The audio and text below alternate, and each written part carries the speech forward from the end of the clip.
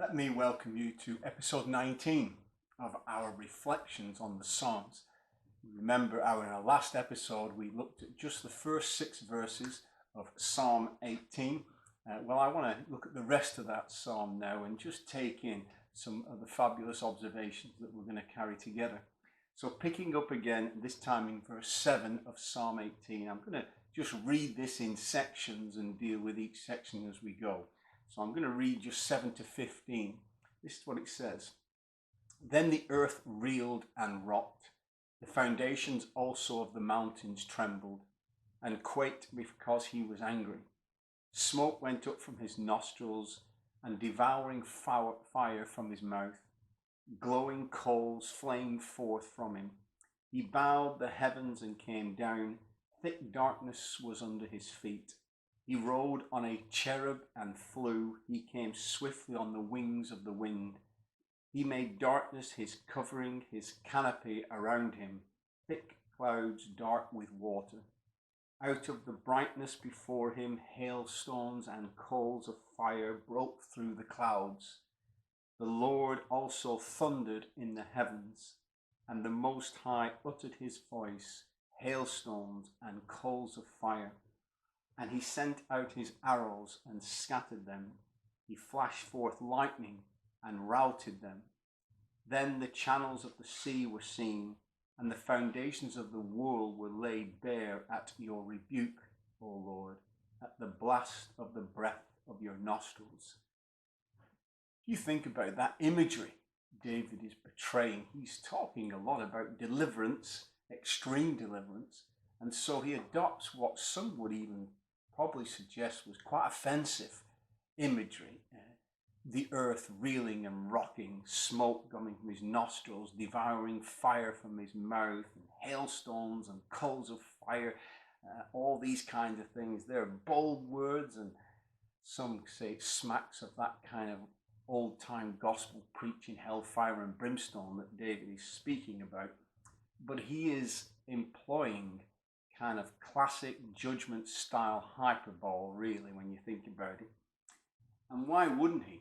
Because of course this passage catches David feeling this huge relief, having been pursued by King Saul for many, many years and hounded like a fugitive and treated like a common criminal.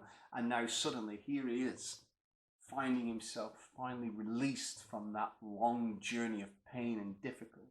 So David is adopting language that expresses the enormity of this deliverance that he feels. And of course, this is something that we are accustomed to, perhaps in lesser ways than David in our own world. And let me give you a crude example. I'm a bit of a keen football fan.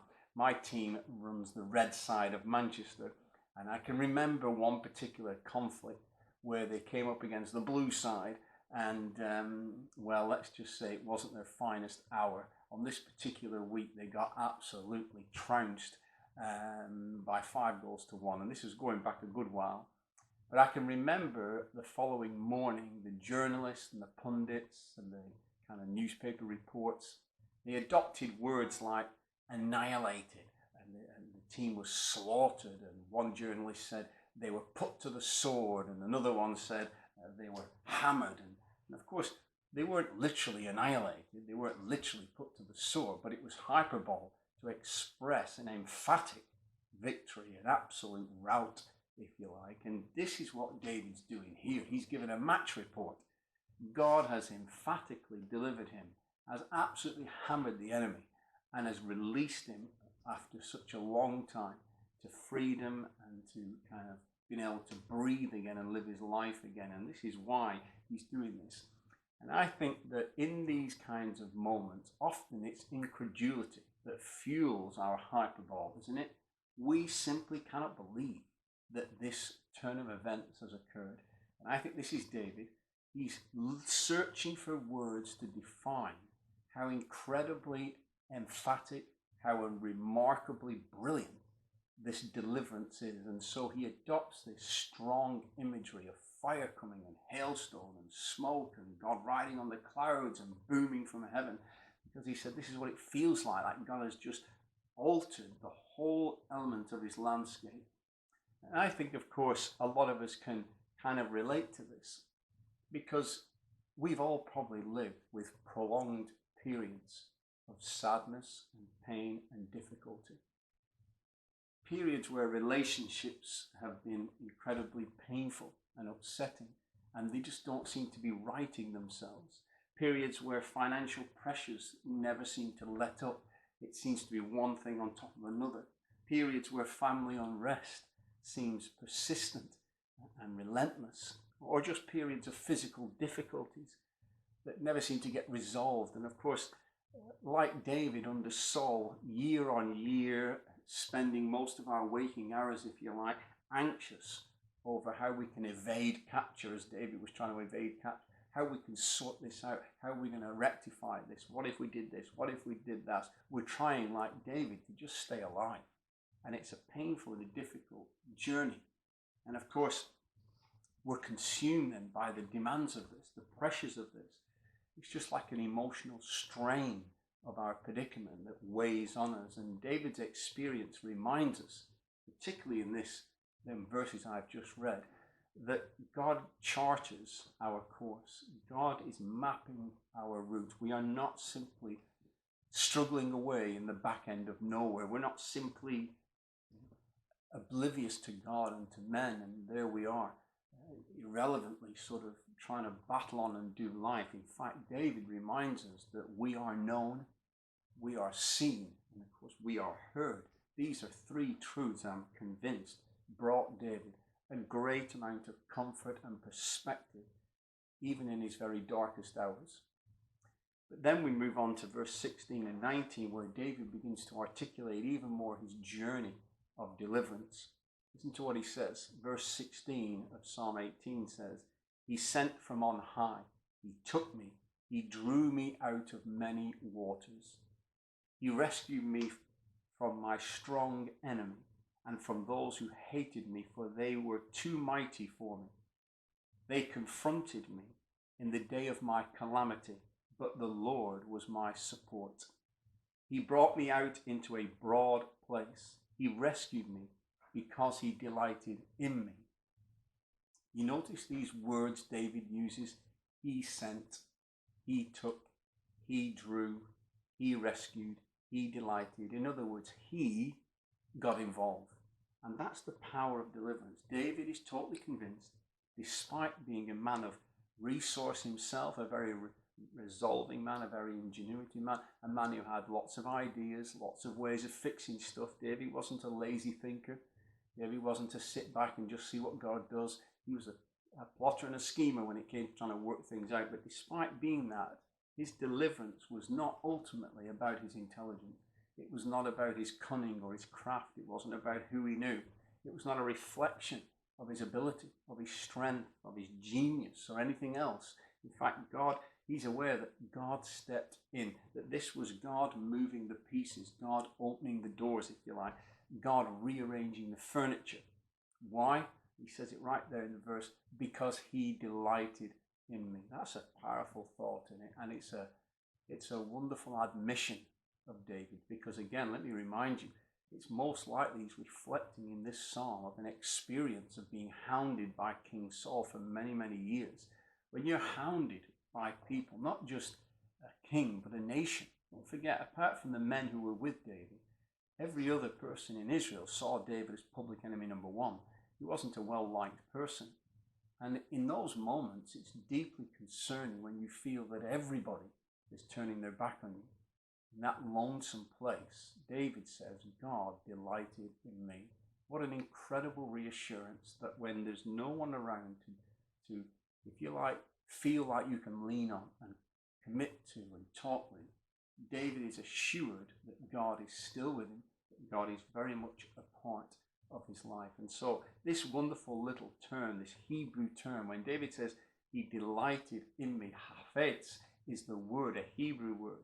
And it doesn't simply mean that he takes pleasure in or he's pleased to do for me in one way or another.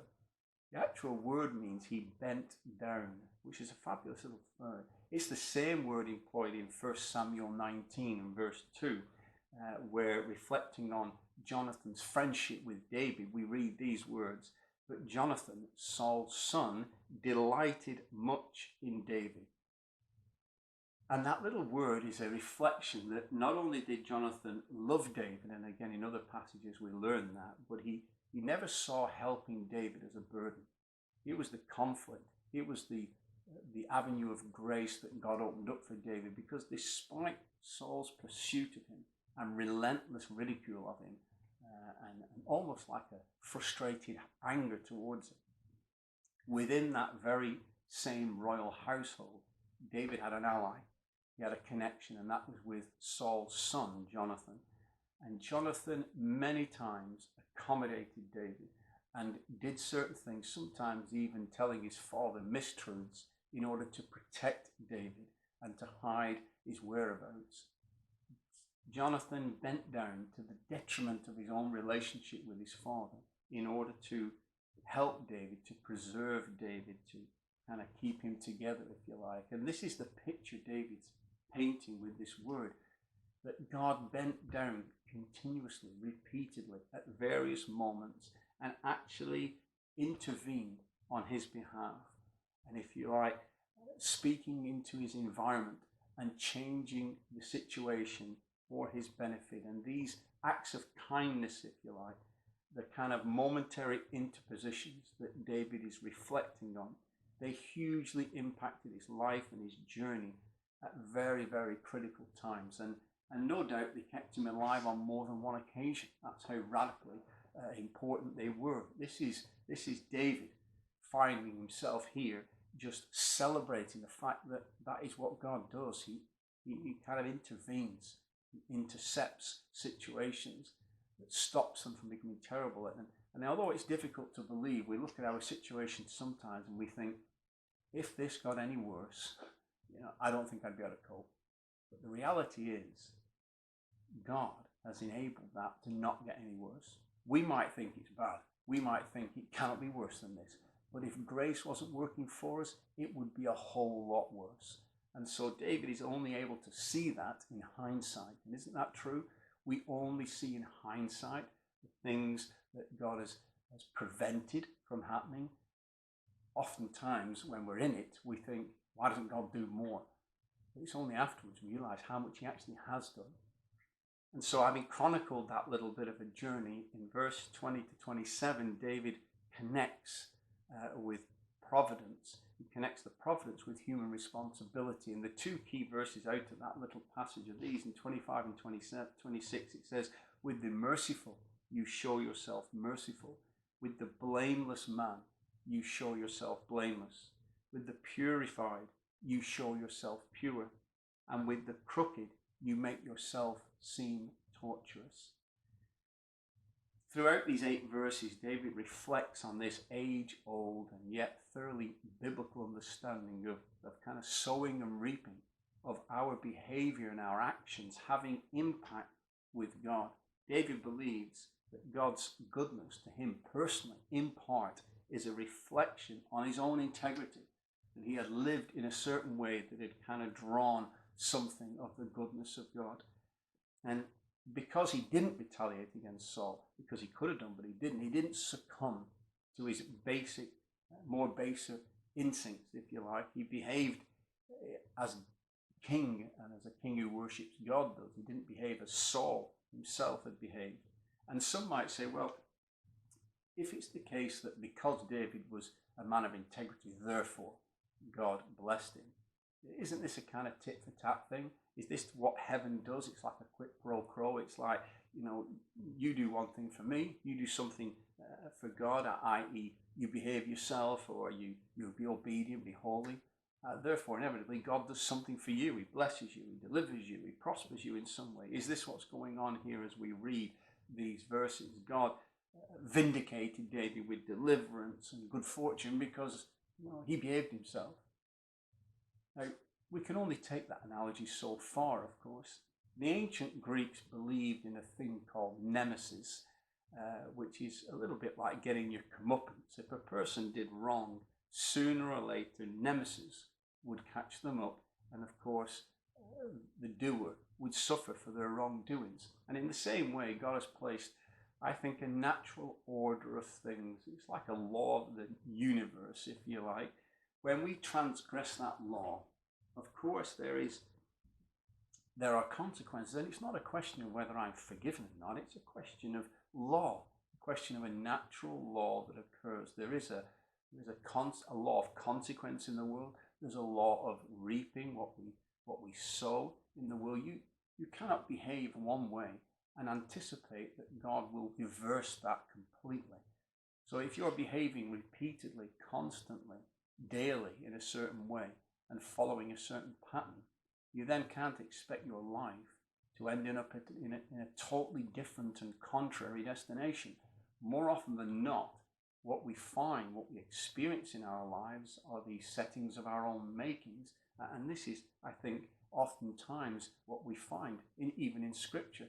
And so if a man or a woman abuses their body, for example, there would be inevitable consequences to their health, whether that's not dressing appropriately in difficult weather, whether it's not eating the right stuff, whether it's refusing to exercise ever. There are consequences to that, irrespective of whether you're forgiven or not. This is not about, oh, God doesn't like me, that's why these things happen. No, sometimes it's just the fact that you are reaping what you're sowing. You are facing the law of consequence in your life. And it's not so much a question of God and judgment as a question of just discarding the order of things, the way things should be done, which is not to suggest, of course, that your behavior isn't important. And this is where we pick up the other side. There's a natural correlation between what we enjoy from God and how we behave. We cannot escape that. Jesus, in the Sermon on the Mount in Matthew 5-7, says a number of things that you can tie immediately to this idea of, if I do this, this will happen. Blessed are those who hunger and thirst, he said, for righteousness, for they shall be satisfied. Who are satisfied? Who are the contented people? The people who are busy, hungering and thirsting after righteousness. He also says, blessed are the merciful, they shall be shown mercy. Blessed are the pure in heart, they shall see God. Blessed are the peacemakers, they shall be called the sons of God. And it goes on in the chapter. Now the interesting thing is this, the blessing side, receiving mercy, seeing God, being called sons of God, is directly connected to the behavioral side. If you're merciful, if you're pure in heart, if you're a peacemaker, when you do certain things occur. And the reversal of that is true. So it's not God saying, I'm going to come and batter you. This is God saying, here's the law of balance, here's the law of consequence, that when we do one thing, something else happens. And then those two little words are what Jesus catches when he says, blessed are the pure heart, for they shall see God. Blessed are the merciful, for they shall receive mercy. In other words, they who do X will inevitably get Y, which is the correlation between behavior and blessing. And we find that. The truth of the matter is there's a natural biblical connection between our behavior and our spiritual growth and our spiritual health. We have a responsibility to connect to that. We have an understanding that my growth is not about simply just doing whatever I want, and because now God's forgiven me, he's just going to make sure everything works out at the end. There are consequences to the way we act and behave all the time, and most of those are immediate in this life. We find things events turn as we behave or follow certain courses of action. Now, this is where, of course, we don't take this to the extreme, which is what the inevitable conclusion should be. So if you keep doing this, this is what's going to happen to you, because grace tells us that in many ways, God does not hold as strict an account of the things that we are saying. Every good deed will enjoy great reward, and every bad deed, severe punishment is the thinking on this. But the reality is that oftentimes grace walks a far more flexible line, forgiving our weaknesses, if you like, making allowances for our shortcomings, if you like. We are never fully dealt with in strict accord with the things we do wrong. And that's very important in grace, you see, because ultimately we all deserve judgment, don't we? Ultimately, we're all busted and broken. Ultimately, we all get things wrong. And obedience, of course, it's integral to our walk with God because blessing obligates us. Reward brings responsibility. But there is a line in which grace interferes. It intercepts the inevitable consequences we would all have reaped on our lives because we're all broken. And so although obedience is important, we also appreciate that God doesn't abandon us to our own behavior many times. And often, even when we love him, even when we're forgiven, if things are going out of sync, God will maneuver the situation to draw us back and to turn the tide, if you like, in a more favorable place for us. Now, in verses 28 to 45, David acknowledges that it is God who empowers him in these situations. You remember I said earlier, David was well aware that although he was a man of resource and ingenuity, he was also a man who thoroughly understood that this particular deliverance, these seismic shifts in the landscape of his life, are God-issued, God-ordered, God-secured things. They are not because he's intelligent or smart or better than anybody else. So in verse 29, we continue Psalm 18 reading this.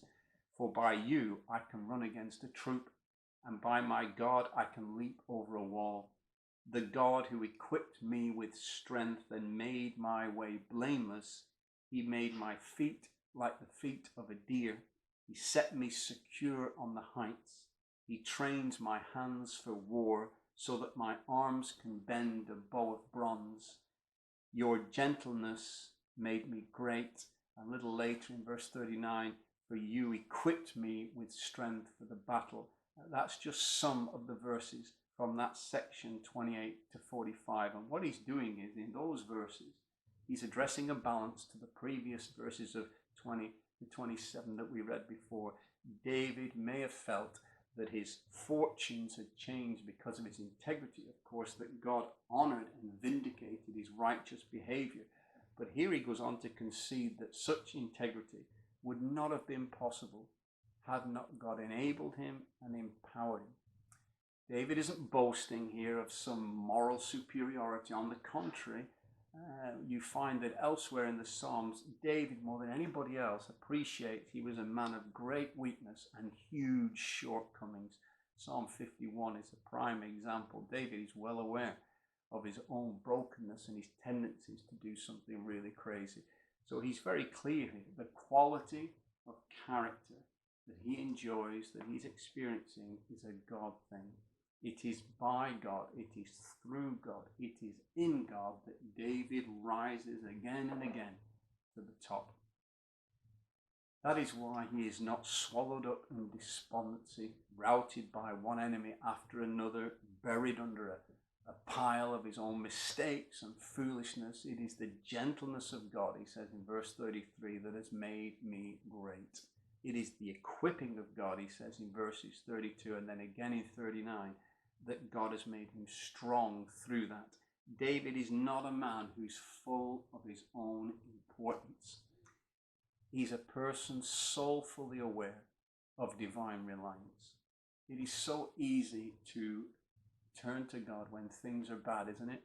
And to trust him and to raise our complaints and to call out to heaven. And then suddenly when we begin to experience great deliverance, how equally easy it is to subtly sort of attribute that deliverance in part to God and then to other situations. People talk about being fortunate and lucky.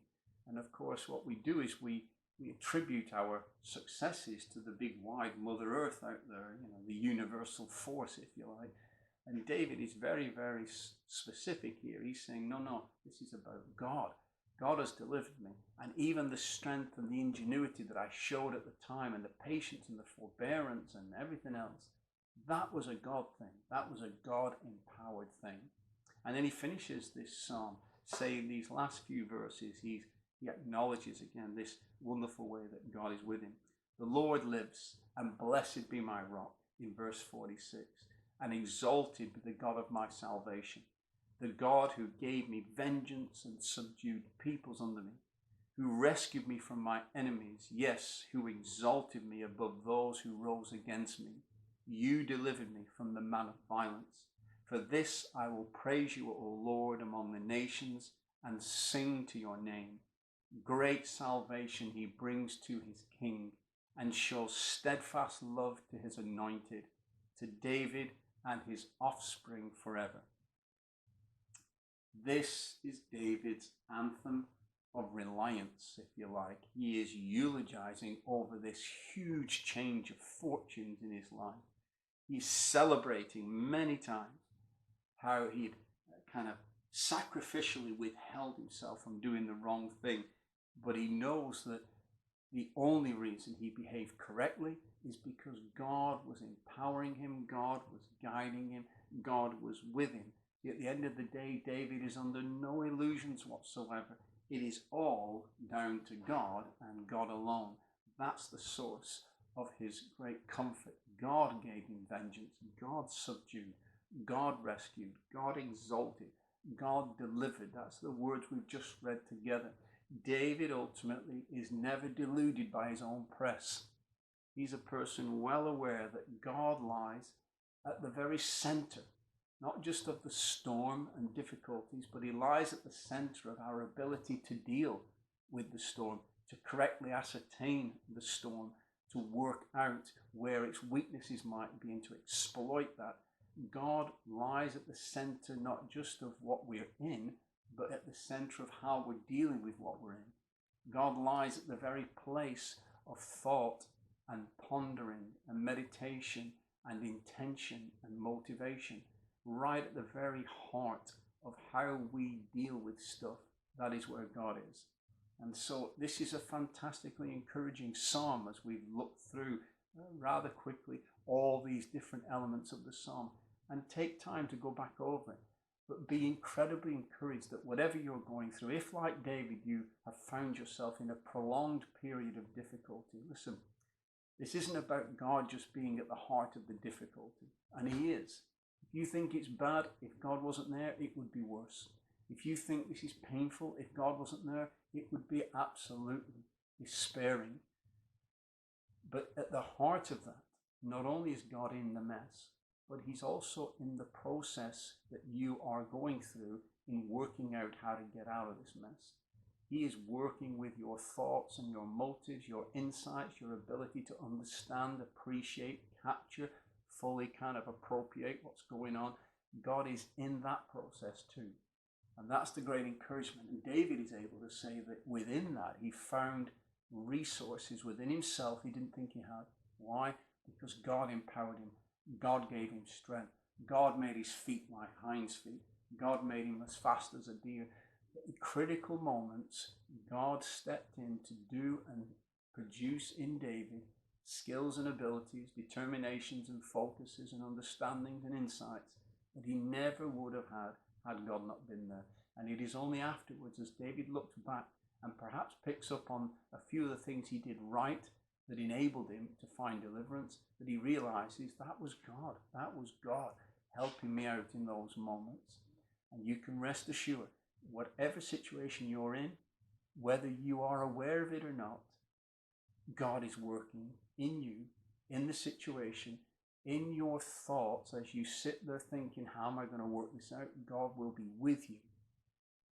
The scriptures talk in Romans 8 at times of groaning in ways that the Spirit does for us that we don't understand. That the Spirit engages us at our deepest, most painful levels in imperceptible ways for the working together, to connect things together. In that very chapter, Paul also says all things work together for good. And they do that because within our groanings, the Spirit is praying for us in ways we don't fully understand. He's interceding and engaging in ways that we are not fully aware. But in that, the dynamic of change and deliverance is formulating and incubating. To us, it feels like nothing at all is changing. But there are a whole load of activity going on in realms that we don't see. So be encouraged today. Look at that psalm again. Rest in the fact that you will one day sing of the deliverance of God, even as now he's working in ways that you may not fully see it. God bless you.